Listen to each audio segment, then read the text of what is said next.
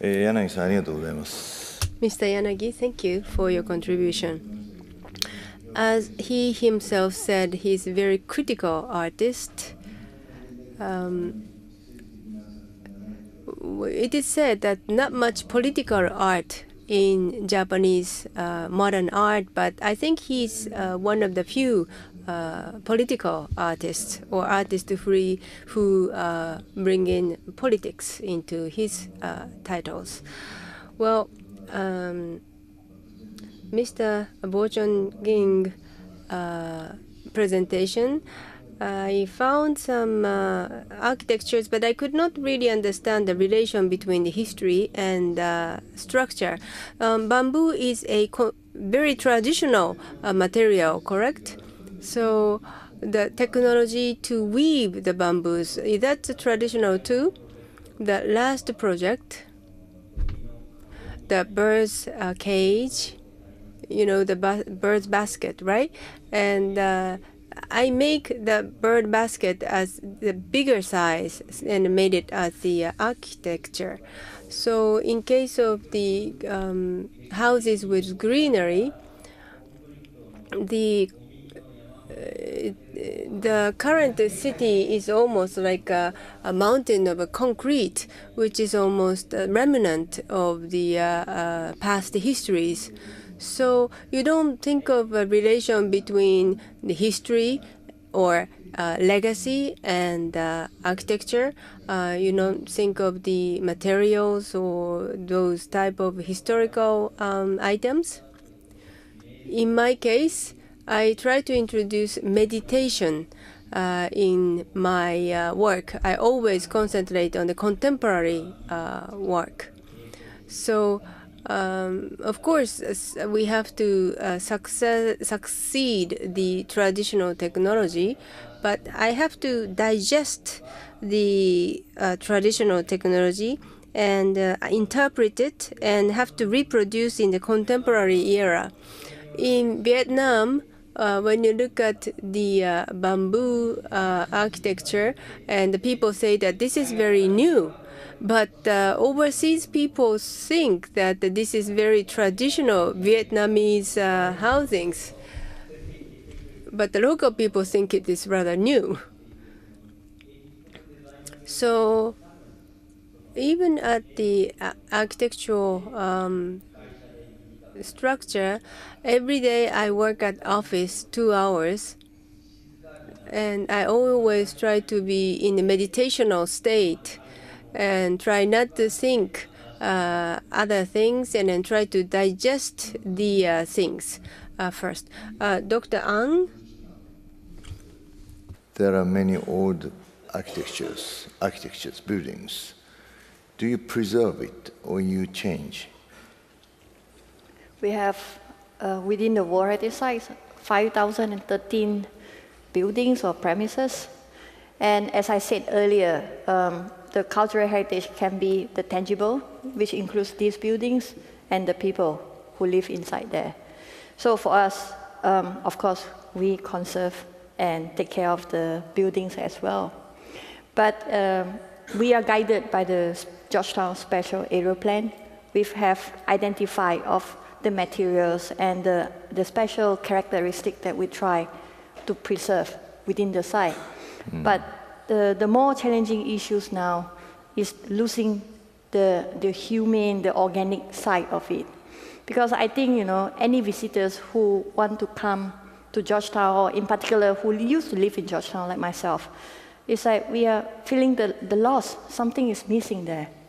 And that is the people, the soul of Georgetown. So these elements of tangible and intangible must be balanced, or else it's not a complete My question is very simple. If someone's house is becoming very old, deteriorated, and he wants to change, he wants to make a new one, maybe asking Bo-Chong-san to ask a new building, a new design. Is it possible? Yes, it's possible. We have 4 categories of premises, and one of them is infill. So that means like there's no structure, it can be a car park. So they try to build new buildings. Now, the only limitations there is that you are not supposed to go more than 80 meters of height, or 5 stories in total. And you have to fit well holistically with your neighbors. So if you have a neighbor who's about 10 meters tall, then you have your total height. You have to come to your nearest slot's height. But I was looking at your presentation, I was thinking like, can that be in Georgetown? It'd be nice to have buildings with a lot of greens, because we also face the same problem back home. It's too hot and too many cars and too little trees.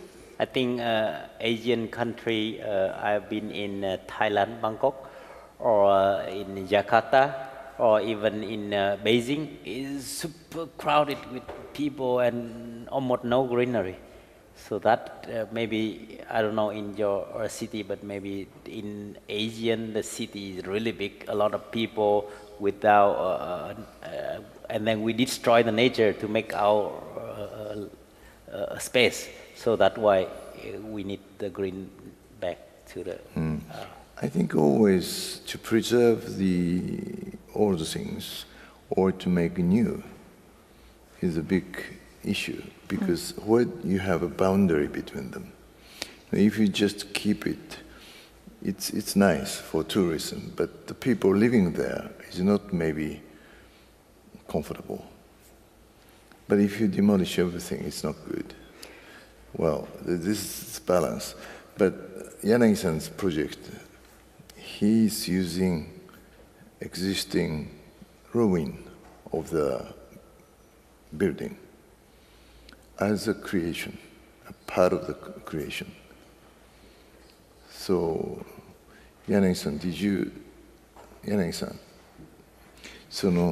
全部自分の So you want to include or incorporate everything, almost like ruins, but still you want to incorporate those ruins in your title. First, I didn't think of that ruin as the museum, but I just sort of an idea of Icaros, and I wanted to communicate the message to the visitors. The ruins during the Meiji era, and it was almost become a place for the industrial waste sites. So I wanted to communicate the message, very important message to the people. And chronologically, I added new ideas to it. I also work in Hiroshima. There are old buildings which were radiated during the atomic bomb, but these buildings were not utilized. But this was the unique place, unique buildings which were radiated by the atomic bomb. So I think that the building it themselves communicating a very strong message. So if we can combine it with art titles, and I think that it's going to be very powerful. So making use of the old things, you have to think of good messages. In Japan, they always try to create a very good museum buildings, and the contents are not so high quality. But as long as you have messages, strong messages, you don't really have to have a good architecture. That's an insult to the architect. Someone said in the morning, you don't need to have architects so much. So you really have to have the Buddha, the soul, inside the house. So you really don't have to create a beautiful house to house a Buddha. Museum in Inujima and others that staff members are explaining about it, and staff members saying that the air comes in from here and you have to open the door. It's almost like a person who is explaining about the new house. I told them they really have to explain the soul and the spirits of the art. It is rather invisible, so it's a bit difficult to explain, but you really have to cherish the spirit of the house or buildings. We are architects, And I think that the architecture is a part of an art.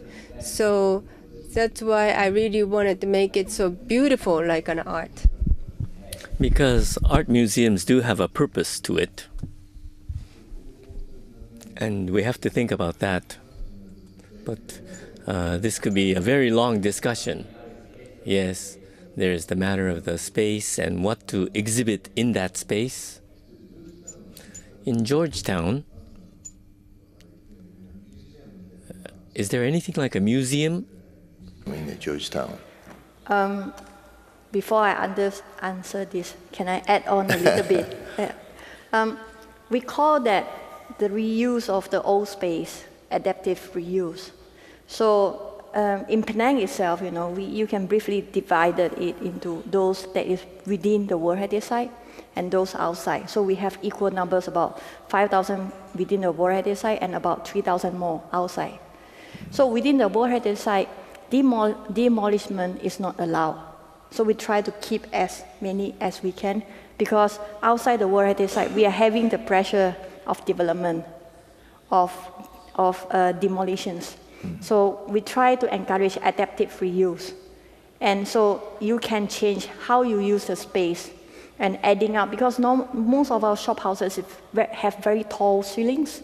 So instead of having 2 layers now, they try to create the third levels within it. And then they try to create new passages, so 2 different tenants can share one space, and it's more economical. It's still an ongoing process. And as for museum, I wrote an article about Georgetown a few years ago, and I call it Georgetown, the Living Museums. I'm not a curator of museums, but the living museums. For the town is a museum. For the whole town. So you see artifacts and people walking around, and they are alive. Their practices, the way we walk, we talk, the way we walk, the way we live, it's like a museum, because it's so unique that you can only find in Georgetown.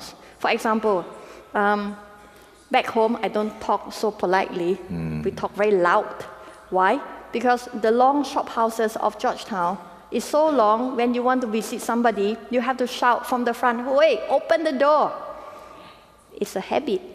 It's how we live over there.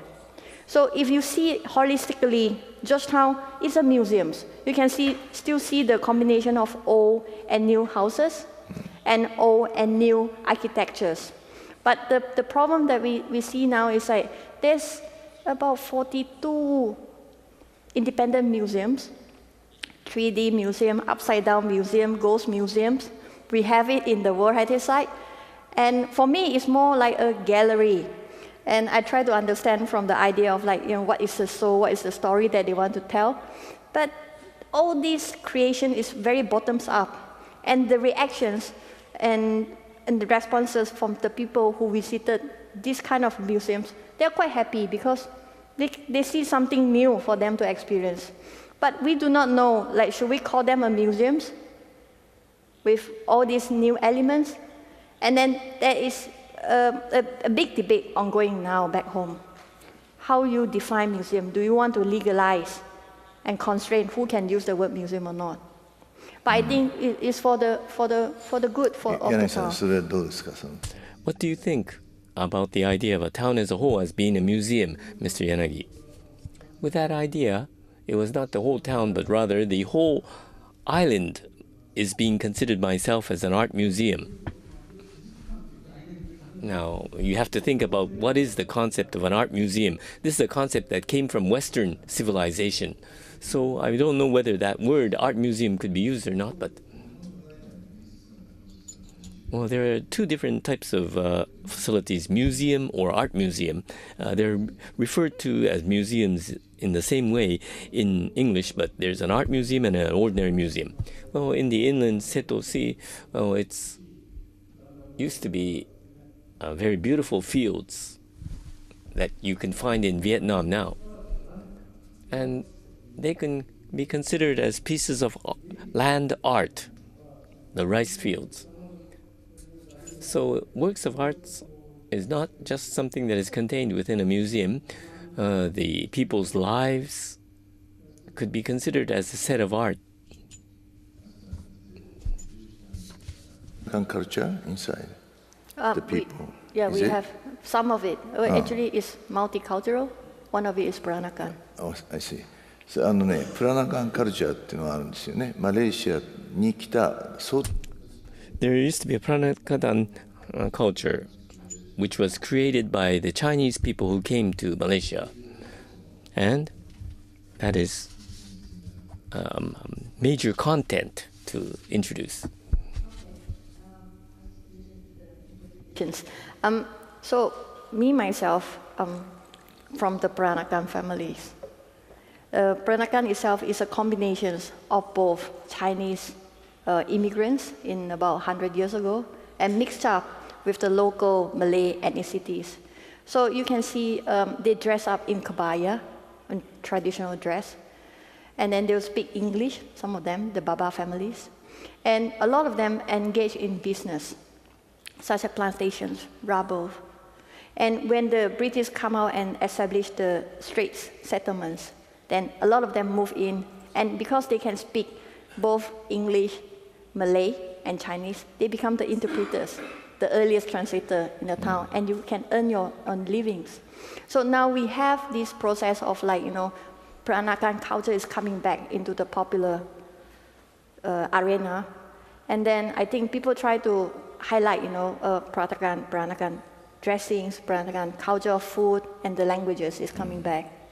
But that is only part of what make up of Georgetown. We have also other, like Jawi Peranakan, Siam Peranakan, Malay Peranakans that's happening. So in a sense that if the town itself is a museum, the content is, for example, Peranakan culture is shown as a lifestyle. Yes. Yeah. もうあとそんなに時間が残ってないので、今回は We don't have much time remaining, so perhaps we can take questions from the audience. If anyone has any questions, please raise your hands. In regard to old town and building structures, the idea is how to preserve all of this. Much effort has been done in Japan, and there's going to be more such efforts necessary in Asia. But in this regard, if you have any questions, please raise your hands.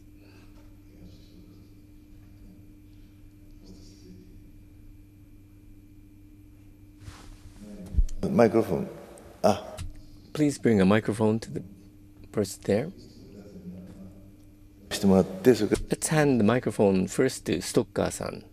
Thank you. I just would be interested in Europe, also in the United States, we have this big thing with gentrification. So when cities have problems, then they try to bring in the artists to make the area more popular again. Is this something that is happening also like in Malaysia and Vietnam? Is this also an activity? どうでしょうか You mean アーティストを gentrification? Gentrification. by artists. As part of gentrification, there's always artists, creative communities that are brought into areas of the city that are not functioning anymore or that are pretty down. And so the artists and the creative people, they start to revive the area of the special area of the city, make it more attractive. And then, of course, the next step is that the businesses come and then the artists are thrown out again. So, and that's a very popular scheme, of course, in Europe and in the States as well. So that was my If I question. may, yeah. Yes, it's a big problem in Penang. I'm not sure if you are aware of, like, we have this mural painting on the wall of a very old shop houses. In the past, when I was driving motorbike around, it's only me, myself there, happily. But after this mural painting was introduced as one of the Georgetown festival, that's another festival that we have under my company, it became so popular that I think one of the places in China is duplicating this. You can see how popular is that mural painting. It's a sister and a brother on a bicycle. And it changed the whole phenomena on that street. It's called Lebo Aminin. is just about 200 meters away from our office. Everyone's there, a lot of tourists, and then business is there, and like what you said, the original residents have to move out. Not so much about the rent, but it's too noisy. And they become like, how to say, they have been watched by the tourists. Tourists will put camera into their home and try to take photos. No, but is it caused by artists? Yes. And we try to get the balance of introducing artists that try to get attention from a lot more people to put in their resources. At the same time, you know, the plan have to come to prepare. If this is so successful, the project is successful, how do we manage the tourists?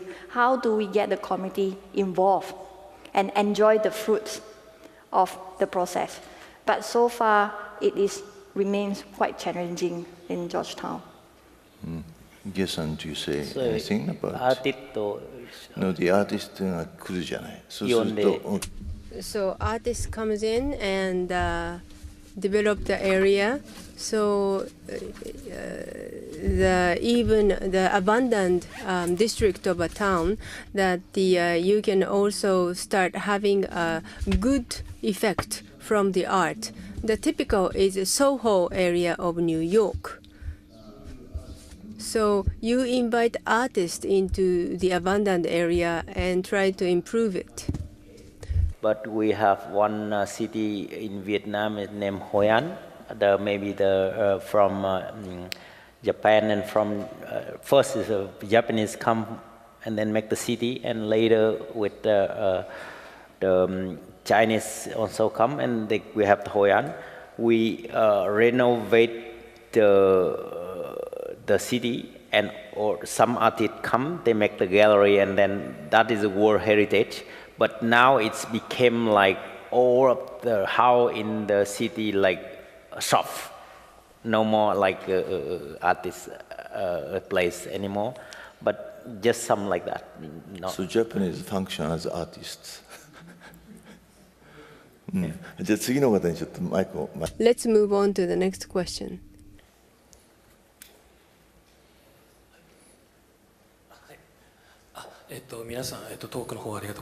Well, thank you very much for your presentations.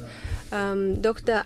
An Min-chi said in her presentation that the people in the project create a culture, and it is very important role of people who contribute to the culture.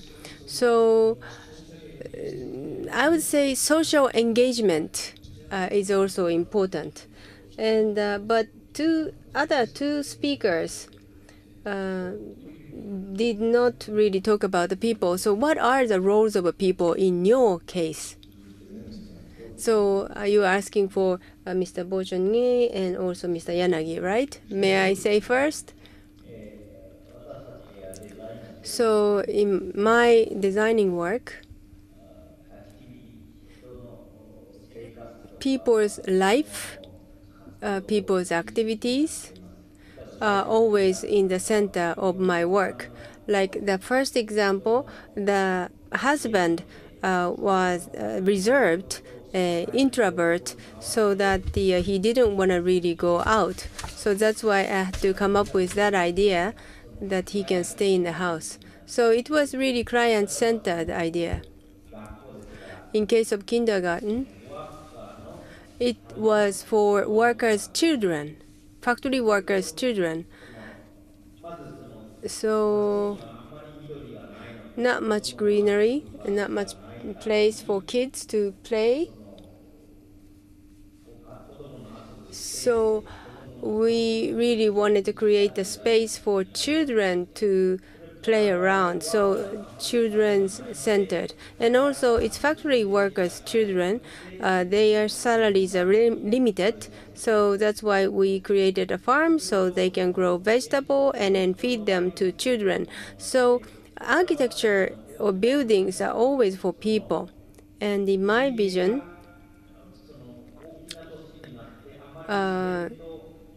when the city becomes so big, people are detached from the nature. So I really have to recreate the association or closeness between people and the nature. So I always think of people-oriented, people-centered architecture. I think my role is to connect the people with the nature. Mr. Yanagi, please. So architects and also people who are involved in a city planning, I understand their roles very well. But basically, the artist, when the artist is asked to go somewhere, they just don't like that idea to be forced to move into somewhere. The architects are different from the artists. Artists are not requested or asked to go into the ruins, but still voluntarily go over there. So artists hate to be forced to do something. Artists must voluntarily work on certain things. So sometimes local government come up an idea to invite artists into certain areas, but probably those local governments people do not understand the mind of artists, because artists want to have freedom to choose a place to create their own works.